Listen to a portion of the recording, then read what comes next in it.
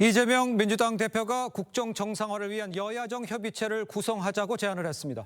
국민의힘은 비대위 체제 전환을 앞두고 책임론 공방과 내부 갈등이 지금 이어지고 있는 상황입니다. 취재 기자를 연결해서 자세한 내용을 좀 알아보도록 하겠습니다. 고승현 기자, 먼저 이재명 대표가 제안한 이 여야정 협의체, 이 구성이 될 것 같습니까? 네, 이재명 대표는 오늘 오전 기자회견을 열고 국정 정상화가 시급하다며 국회와 정부가 함께하는 국정안정협의체 구성을 제안했습니다. 특히 경제 회복의 중요성을 강조하면서 경제 불안을 해소하기 위한 초당적 협력을 아끼지 않겠다며 수경 논의가 필요하다고 말했습니다.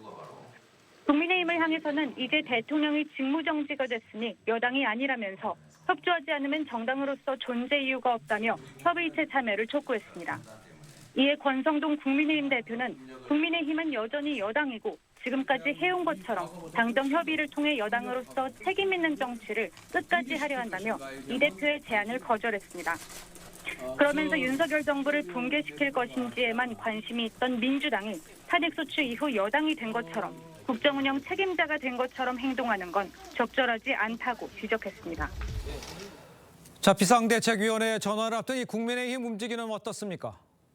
네, 탄핵 가결 이후 친한계 장동혁, 진종우 등 최고위원들의 집단 사퇴에도 불구하고 물러나지 않겠다고 밝힌 한동훈 대표를 향해 사퇴 요구가 커지고 있습니다. 나경원 의원은 SNS에 탄핵 표결 전에도 한 대표를 설득했다며 한동훈 비대위원장 등장은 불행의 시작이었다고 밝혔습니다.